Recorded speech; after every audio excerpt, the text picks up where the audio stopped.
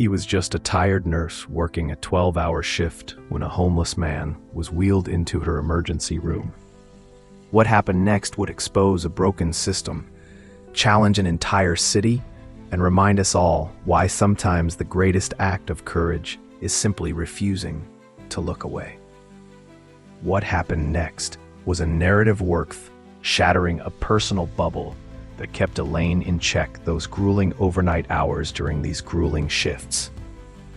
What happened next was the beginning of something new she had never faced on her third consecutive night shift, and she never imagined in her wildest dreams the gravity of the task in the emergency room. Once she said that, her shift lost all meaning.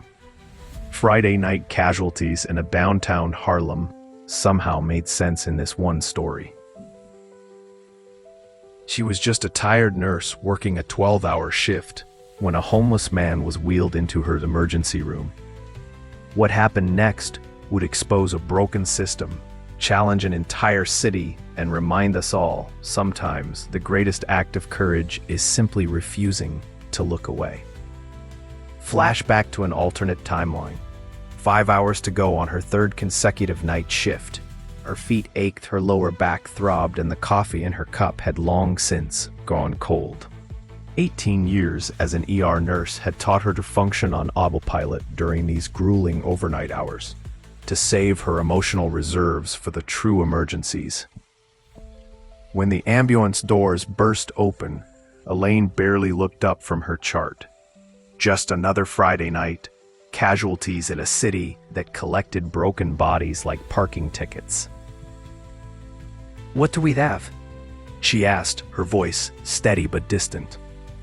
John Doe, male, approximately 60 to 65 years old. The paramedic rattled off. Found unconscious under the 8th Street Bridge. Possible hypothermia, malnourishment, and, he hesitated, advanced cancer from the looks of it. Elaine finally glanced up. The man on the stretcher was painfully thin, his weathered face a road map of deep lines and sun damage. His clothes, several layers of tattered flannel and denim, were soaked through from the freezing rain. But it was his hands that caught her attention, large, calloused palms, with long, elegant fingers now blue-tinged and curled inward from the cold. Those are a homeless man's hands, she thought. As the team transferred him to an ER bed, something fell from his pocket. A small leather case, cracked and worn, but still intact. Elaine picked it up, intending to place it with his other belongings, when curiosity made her open it. Inside was a military ID card so faded she could barely make out the name, Robert James Holloway. And beneath it, protected by a plastic sleeve, a photograph of a younger version of the man before her, in dress blues, his arm around a smiling woman holding a baby. Elaine felt something shift inside her, that dangerous crack in the professional armor that every healthcare worker fears. This wasn't just another homeless John Doe, this was Robert Holloway, Marine, husband, father, someone's whole world. The man no one wanted. Robert's immediate medical needs were straightforward. Warming blankets, IV fluids, antibiotics for an infected wound on his foot. But the CT scan revealed what the paramedic had suspected: late-stage pancreatic cancer that had metastasized to his liver and lungs. 3 months, maybe 4, Dr. Patel said quietly as they reviewed the scans. And that's with treatment, which... He didn't need to finish the sentence. They both knew the reality. No insurance, no address, no family to contact. Robert Holloway would be stabilized, given a referral to social services, and discharged back to the streets. It happens every day, Dr. Patel said, noticing Elaine's expression. You know the system. Yes, she knew the system. A system where emergency rooms were legally obligated to treat immediate medical crises, but not the underlying conditions. Where hospitals discharged homeless patients to shelters that were already overcrowded. Where veterans, like Robert, fell through cracks that had been widening for decades. "He's a veteran," Elaine said, holding up the ID card. "We should at least contact the VA." Dr. Patel's laugh was hollow. "The VA has a 6-month waiting list for housing. He'll be dead before they process the paperwork." By morning, Robert had regained consciousness. His voice was a raspy whisper, his eyes clear but distant, as if already looking at something beyond the hospital walls. "Mr. Holloway," Elaine said, approaching his bed. "I'm Elaine, your nurse. Do you know where you are?" He nodded slightly. "Hospital." Again. His gaze drifted to the window, where dawn was breaking over the city skyline. "What's the damage this time?" There was a protocol for delivering terminal diagnoses, a careful dance of words meant to soften the blow. But something in Robert's eyes told Elaine he wasn't a man who needed or wanted softening. "You have pancreatic cancer," she said. "It's spread to your liver and lungs. I'm sorry." Robert absorbed this, with nothing more than a slight tightening around his eyes. "How long?" "The doctor says 3 to 4 months, with treatment." He nodded, as if she'd merely confirmed something he already suspected. "And without?" "Less." A ghost of a smile touched his lips. "Well, that simplifies things." Elaine found herself sitting on the edge of his bed. Protocol forgotten. "Mr. Holloway, Robert, we can contact the VA, see about getting you proper care. Maybe hospice." "No." The word was soft but firm. "No more systems, no more paperwork. No more waiting rooms where no one looks you in the eye." He turned to face her fully. "I'd spent 7 years being invisible, Nurse Elaine. I'd rather die under my bridge than in some institution where I'm just another box to check."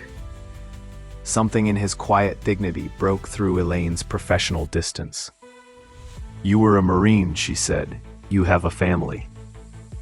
"What happened?" For a moment she thought he wouldn't answer. Then, "Life happened. War happened.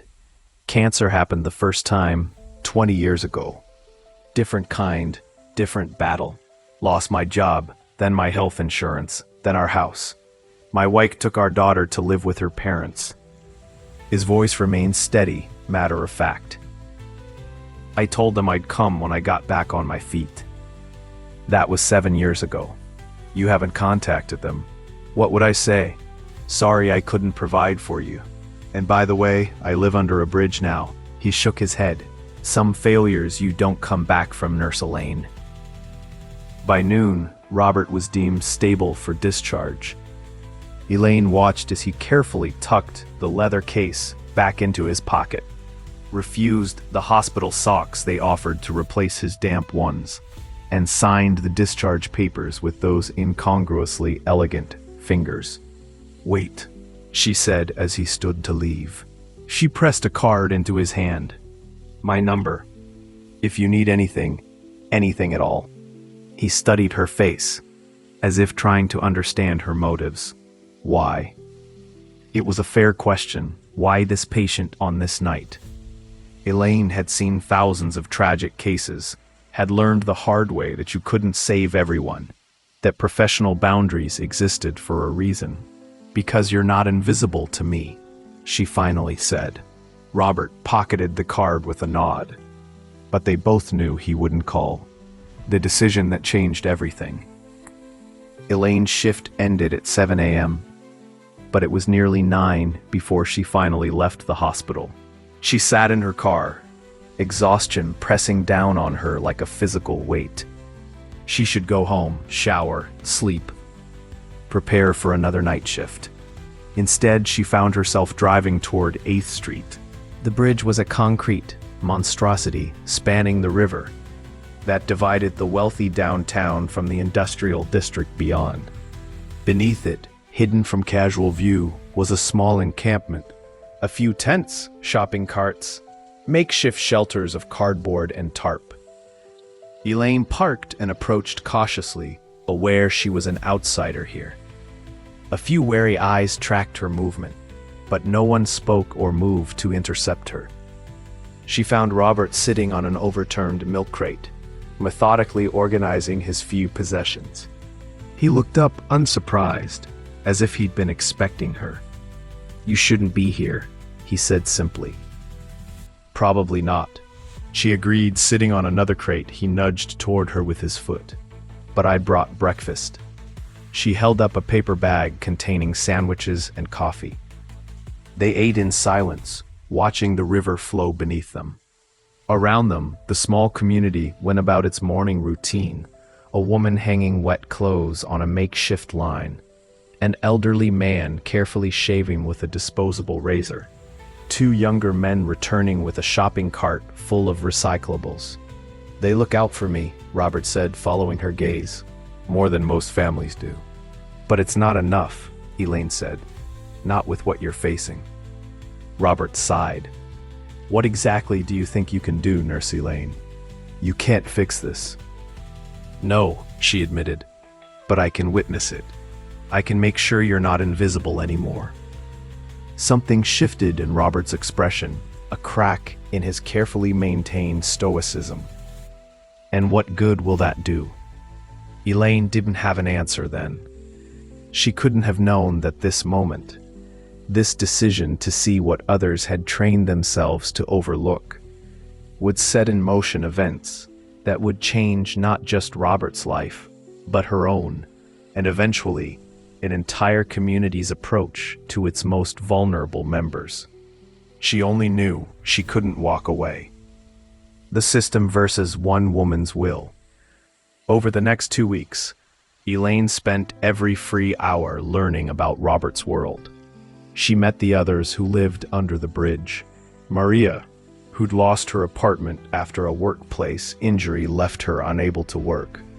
Jackson, a veteran like Robert who battled PTSD and couldn't tolerate the noise and confinement of shelters. Delia, who'd aged out of foster care at 18 with nowhere to go. She learned about the daily challenges they faced.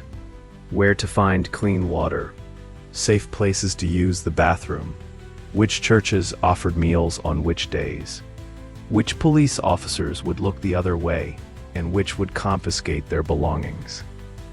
And she learned about the system's failures.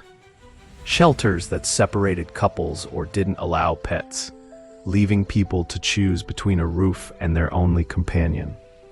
Housing programs with Byzantine application processes requiring documentation that had long since been lost or stolen. Mental health services so overwhelmed that only the most severely ill received care. Meanwhile, Robert grew weaker. The pain that he'd stoically endured now sometimes left him gasping.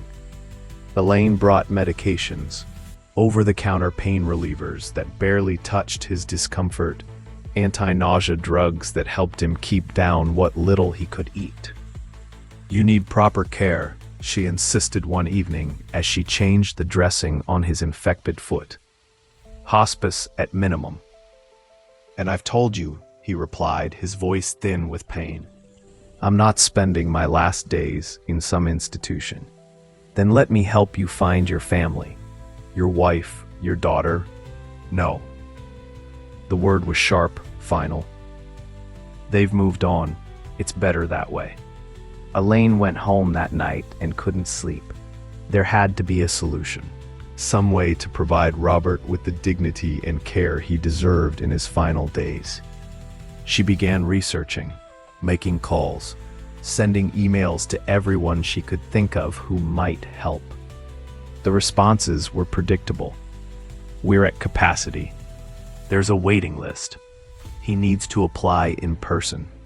Does he have insurance? Can he provide proof of residency?"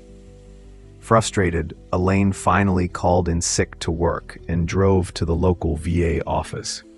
After hours of waiting, she was told what she already knew. Robert's case wasn't unique. Resources were limited, and while they sympathized, there was nothing they could do on such short notice. He fought for this country. Elaine said, her voice rising. He's dying under a bridge and you're telling me there's nothing you can do?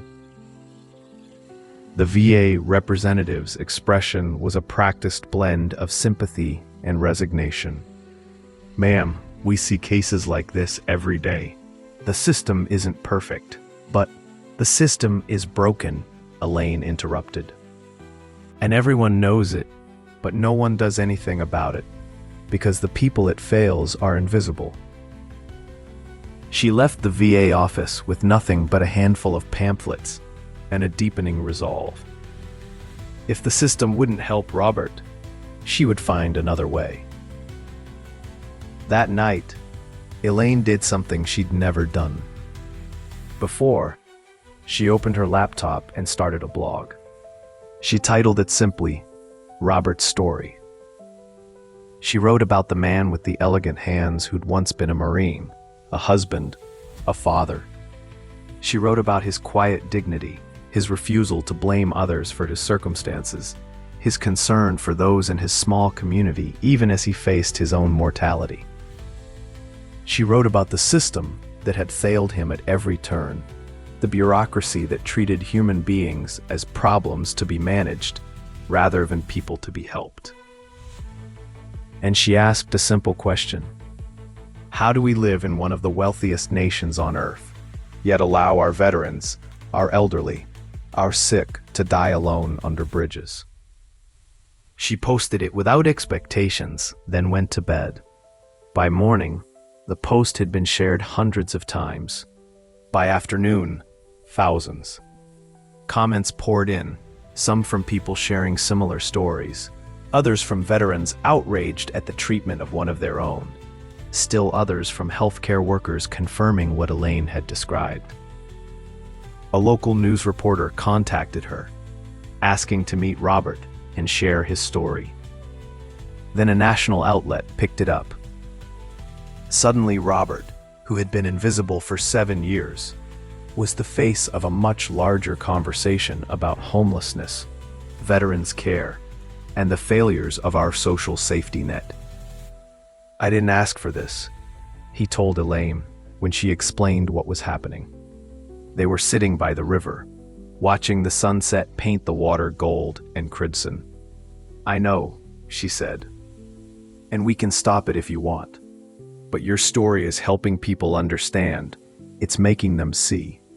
Robert was quiet for a long time. My wife used to say that the greatest sin isn't doing wrong, but seeing wrong and doing nothing. He looked at Elaine. You saw. Yes, she said simply. I saw you. The next day, Robert agreed to be interviewed. He spoke without self-pity or blame, describing his journey from decorated Marine to homeless veteran with the same matter-of-fact tone. When asked what he wanted, his answer was simple. I want to die with dignity, and I want to be the last veteran who has to ask for that. The response was immediate and overwhelming. Donations poured in. Offers of housing, medical care, legal assistance. A local hospice reached out, offering a private room where Robert could receive proper end-of-life care while maintaining his independence. But the most unexpected call came from a woman in Arizona. She says her name is Laura Holloway. The reporter told Elaine. She says she's Robert's wife. The reunion that healed more than one heart. Laura arrived the next day, a petite woman with silver-streaked dark hair and eyes that had seen their share of hardship. With her was a young woman in her 20s, Rebecca, Robert and Laura's daughter. He told us not to come, Laura explained to Elaine as they drove to the hospice where Robert had finally agreed to go. Said he'd contact us when he got back on his feet. We tried to find him for years, hired private investigators, but it was like he'd vanished. He thought he'd failed you, Elaine said. Laura's eyes filled with tears. The only failure would have been if we'd stopped loving him. We never did. The reunion was private, but Elaine, standing outside Robert's room, caught glimpses through the window. Laura cradling Robert's face in her hands. Rebecca showing him photos on her phone. All three of them holding each other as if they'd never let go again. Later, Robert told Elaine, "I spent 7 years running from my failure, only to find they never saw it that way. All that wasted time." "Not wasted," Elaine said. "Your story is changing things." And it was. The media attention had sparked a citywide conversation about homelessness and veterans care. The mayor announced a task force to address the gaps in services. The VA faced public pressure to expedite care for homeless veterans. Local businesses and churches began organizing outreach programs for the encampment under the bridge.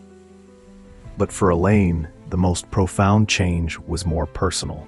She had crossed a line in her professional life, had allowed herself to become involved in a way that broke all the rules of emotional distance she'd carefully maintained for 18 years. And in doing so, she'd found a part of herself she hadn't realized was missing. The legacy that outlived him. Robert lived for 5 more weeks, longer than the doctors had predicted, but not long enough for all that needed to be said and done. He spent those weeks reconnecting with his family, sharing his story with anyone who would listen, and working with Elaine and others to establish what would become the HOLLOWAY Initiative, a program specifically designed to provide immediate housing and medical care to terminally ill homeless individuals. Robert.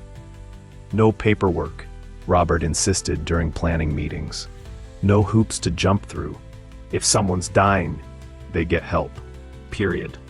On his last day, Robert asked to go back to the river. Against medical advice, but with hospice support, Elaine and Laura brought him to the spot where he'd spent so many years. The encampment was still there, but changes were already visible. New portable toilets, a water station, regular visits from medical and social service professionals. Robert sat by the water, Laura's hand in his, and watched the river flow. "You know what I've been thinking about?" he said to Elaine. "That first night in the ER, you could have just processed me and sent me on my way. Protocol, procedure." He looked at her. "Why didn't you?" Elaine considered the question carefully. "I think I was tired of being part of a system that processes people instead of seeing them. That night, I decided to see you." Robert nodded. One person deciding to really see another. Maybe that's where all change begins. He died peacefully that night, surrounded by his family, both the one he'd been born into and the one he'd found under the bridge. At his memorial service, attended by hundreds including the mayor, VA officials, and every resident of the 8th Street encampment, Elaine announced the official launch of the HOLLOWAY Initiative. The program would initially serve their city, but had already received inquiries from municipalities across the country interested in replicating the model. "Robert once told me that some failures you don't come back from," Elaine said in her address. "But I think he was wrong. The real failure would have been if his story had ended under that bridge, invisible and alone. Instead, his legacy will help ensure that doesn't happen to others." As she spoke, Elaine noticed a young woman at the back of the room, a new nurse from her unit who had been asking questions about the initiative. Their eyes met, and Elaine saw in her the same awakening she had experienced that night in the ER. The moment when protocol gives way to humanity, when you decide to truly see the person in front of you. And she knew the invisible thread would continue, connecting one heart to another, weaving a stronger safety net than any system could provide. A personal reflection on seeing the invisible. I've thought a lot about Elaine and Robert's story and what it means for all of us. In our busy lives, it's so easy to look without seeing, to process without connecting, to acknowledge a problem exists without recognizing our power to address it. We've all walked past someone sleeping on a park bench and averted our eyes.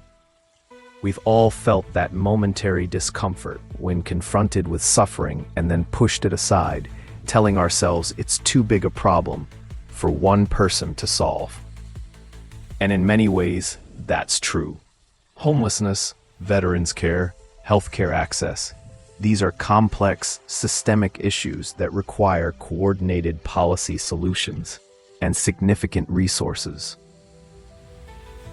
But Elaine's story reminds us that systems are made up of individuals, and change often begins with one person deciding to see what others have trained themselves to overlook.